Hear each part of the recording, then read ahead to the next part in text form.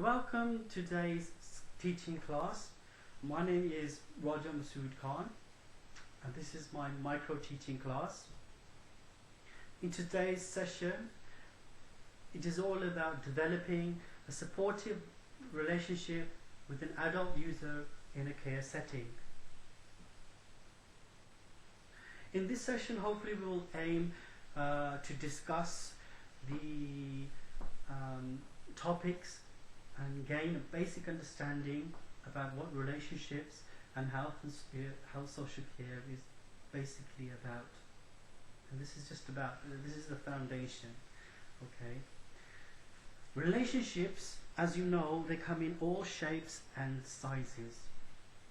In order to maintain a professional relationship, we must understand the relationship itself.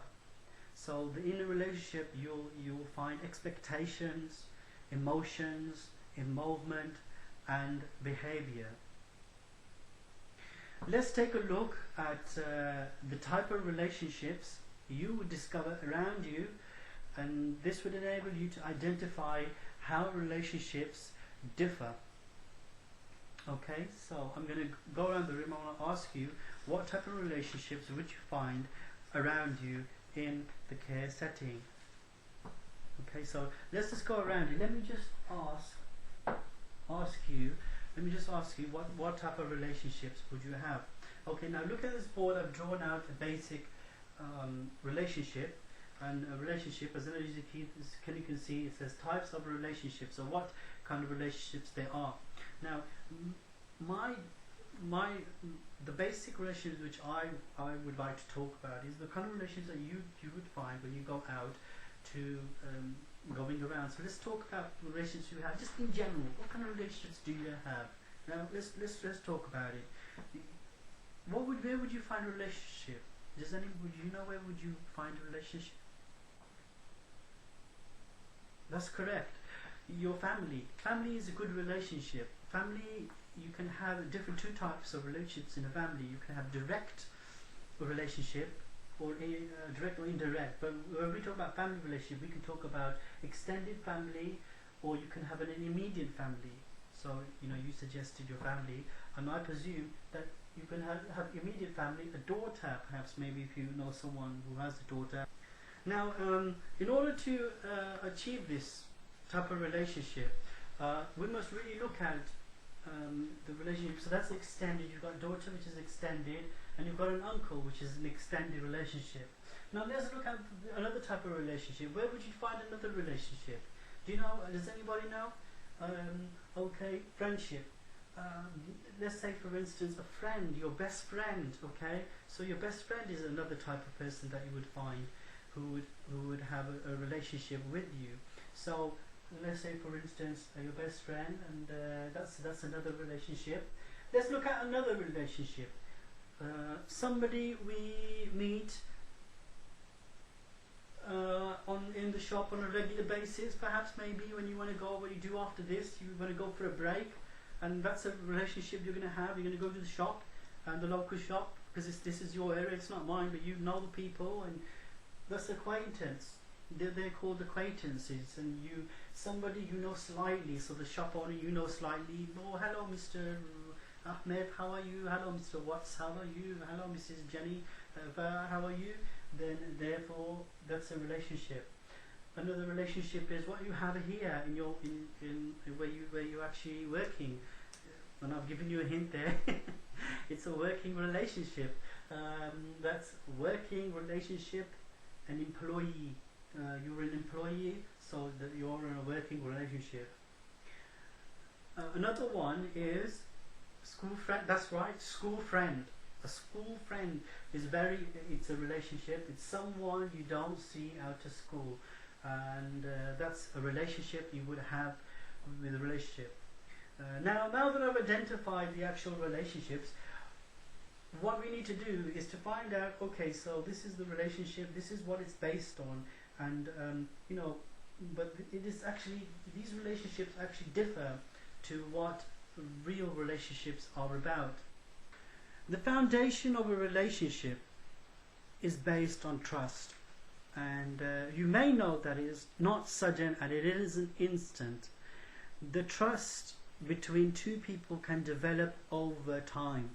Trust isn't developed is actually developed as a result of reliability and constancy of approach, or a constant approach isn't something that develops immediately, but it in fact does, but it doesn't happen straight away. It takes time for you to develop a relationship. Okay, now let's look at the type of relationships or the result of a reliability you have in your workplace, or the constant approach you have in your workplace that will enable you to develop a professional relationship.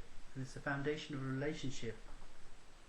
Now, when we look in the house, in the home, a home carer says, these are examples I'm going to give you. A home carer actually will visit 10 a.m. Monday to Friday and will turn up on time. This is reliability. This actually says that it's actually a reliability, and it actually enables the service user to build trust. And the service user will suggest that I'm building trust with this individual that's coming 10 a.m. to Monday to Friday on time. This is constant and reliability. Another example would be a patient in hospital. They have their dressing changed every 4 hours, regardless of who is on duty. Now this builds up a lot of trust, and in my field, when I've done my experience working, when I constantly approach these people, they're always screaming because they demand to be seen. And when you go and you constantly go to check them up to see if they're alright, they become happier, and there develops a better relationship. An older person who actually, for instance, a group of older people, if you work with older people, you'll have to take them to the actual care center, and when it's like a day center, and if you take them to there, they will, every time they'll meet a person, they greet them every morning, and this is a cheerful way, and it's quite cheerful, and it will enable them to build trust. And these are forms of examples that enable the service user to develop trust with the individual or the professional that's working with them.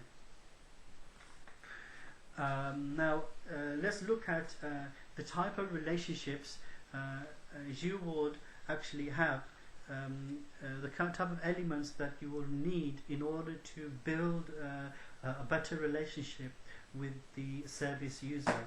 Let's look at now that we've talked about supportive relationships, let's talk about the elements that are required in order to build a supportive relationship with a service user. Okay, for instance, can someone, I've written it already on the board, so try not to go with the board that itself, but try to think and find out while you're working here what kind of relationship you actually have with a service user. Now, okay, let's look at going around. What do you do every day? You are helping people. Helping someone with the service user. You help the service user. So how do you help the service? This is one element. How do you help the service user? You help the service user by willingness. You help the service user by willingness to assist. You, like say, for instance, collect a prescription from the doctor. Now this is one way to do it. And when I was working as a personal experience, when you will probably be doing it as well, you actually go and collect prescription from the doctor. This is helping somebody. Another one is, can someone give me another example? Can you give me another example? Moving chairs for the disabled people to walk.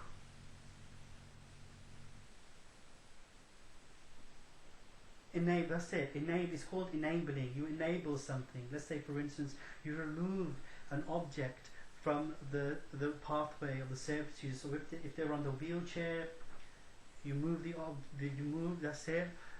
You move the obstacle from the hallway, and therefore the service user you received an element of enabling. And this is This how enables them to build a better relationship. Another example. Well, give me another example. Okay, I've written some on the board that might help you. I know, see, you shouldn't go across this, but empowering. Empowering is a good way to do it because it's actually giving power to make a decision relating to someone's own life. Now, the thing is that it's actually this is actually empowering someone. So you're actually giving the ability for the service user to make a decision about their own life.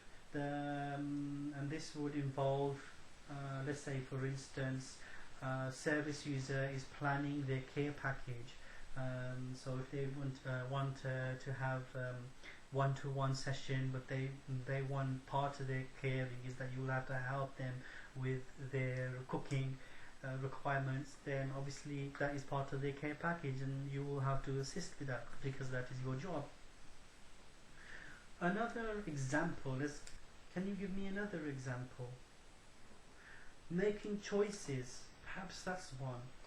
Being able to exercise your own preference from a range of options. This is let's talk on your level and suggest that maybe we should let's say, for instance, if we take the service user to the doctor will give them a choice of a treatment. So the patient has a choice of treatment, and therefore you have to try to talk with, attempt to talk with, and let the service user decide whether or not, if they're willing to accept treatment A, treatment B. Okay, now let's look at the other type of relationship or element you will have, and let's say maintaining privacy. This is a very important one. When, for instance, if the individual goes to hospital and you have to accompany them, you will have to give them maintain their privacy, and this will ensure the individual has his own space regardless of the circumstances. So the person actually when in the hospital they have screens around them, so people can't see their body, or if they're going to the toilet, you make sure you half close the door, don't close it completely, or keep it half shut so that you know what's happening, but other people can't see the service user in the toilet. Now let's look at another example. Another example would perhaps be that we're looking at confidentiality. Now this is a very important part of your job as working with the service user, and it enables them to have confidentiality between you, between the service user, between the company, between others around them. Supporting service users takes a lot of time, and it takes a lot of development, and you have to be constant in your approach. You have to maintain these elements that we've discussed. You have to keep going, and even if times are very difficult for you, you just have to keep going and support people. And hopefully through this you will be able to provide a professional relationship. And that's really all what I like to say for this micro session. I've also got a small handout which I would like for you to fill in, and it's basically a feedback form of what you thought of the class. You can rate it from 1 to 5, 1 for not very good and 5 for excellent. So there are rates there, and hopefully you can fill this in and hand it back to me, and we can have a feedback from this session, and we'll be able to gain more information about how I can improve next time session. So please, can you fill that form in for me? I'll be very grateful. I'll just like to thank you for your time, and I'll see you next time.